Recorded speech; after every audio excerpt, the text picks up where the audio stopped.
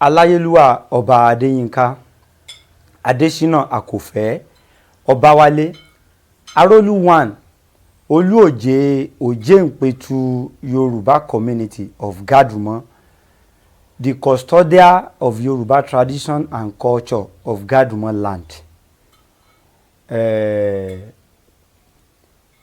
Mo kàn máa gbìyànjú láti ṣe àwọn àtúnṣe díẹ̀ tí èmi bá ṣe ìwọ̀nba àtúnṣe yẹn kí gbogbo wa náà ká jọ ṣe àtúnṣe yẹn ayé á rójú ìlú á ráyè.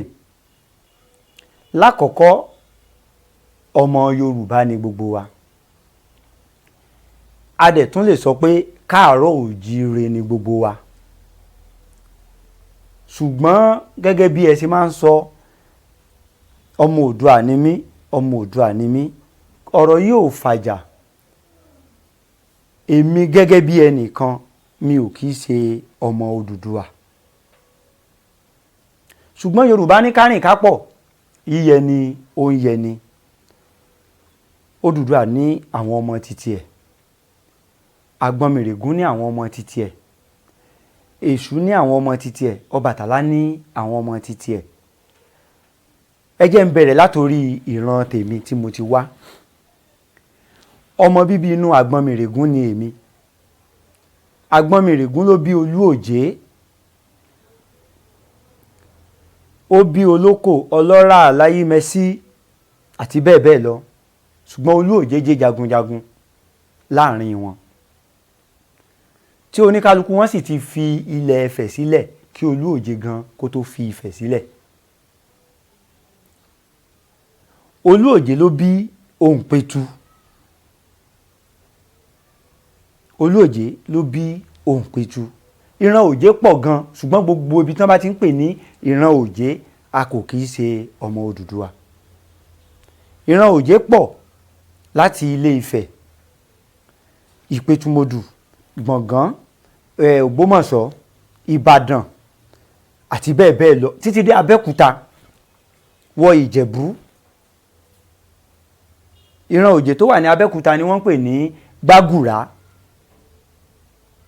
Gbàgùrá ọmọ Olúòjé ni wọ́n, a kìí ṣe ọmọ Oòduà. Oòduà bí àwọn ọmọ títí ẹ̀, bẹ́ẹ̀ ni Ọbàtálá bí ọmọ títí ẹ̀.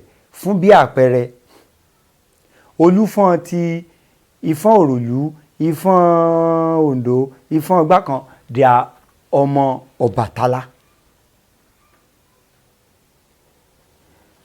Apẹ̀tùmodù ti ìlú Ìpẹ̀tùmodù ọmọ Ọbàtálá.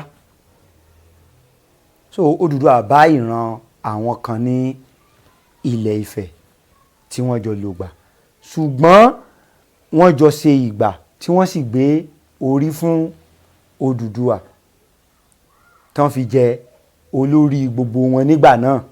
Tẹ́mọ̀ ọba lè pé mẹ́rùn, mẹ́fà, méje níbì kan, ìkan ni ó jẹ́ alága, ìkan ni ó jẹ́ olórí. So olórí ni Oòduà jẹ́. So èmi kìí ṣe ọmọ Oòduà. Bẹ́ẹ̀ ni ọ̀pọ̀lọpọ̀ àwa Yorùbá láàkí àtàn mọ́ Oòduà tó jẹ́ ọ̀nà ọ̀tọ̀ wa, ọ̀tọ̀ọ̀tọ̀ ní bàbá wa. Àwọn nǹkan yìí ń àfẹ́ẹ̀tì wa lọ́pọ̀lọpọ̀. Ọba ìlú mi kò mọ ìran ẹ̀. Ọba ìlú mi ọmọ Oòduà ni mí, ọmọ Oòduà ni mí ni gbogbo wọn ń sọ. Èyí jẹ́ ọ̀rọ̀ tí a gbọ́dọ̀ mójútó dáadáa.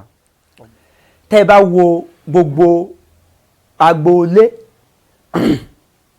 àbí ìlú àbí agbègbè ìletò tí wọ́n bá ti ń kí wọ́n ní tòkúlójé, ọmọ arọ́ tí wẹ̀ bí òjò, ọmọ òṣòlé ò gbá àlọ́, a ò kí sàlọ̀ fẹ́ tí ò fẹ́ràn bàbá tiwa, ìran Olúòjé ni wọ́n.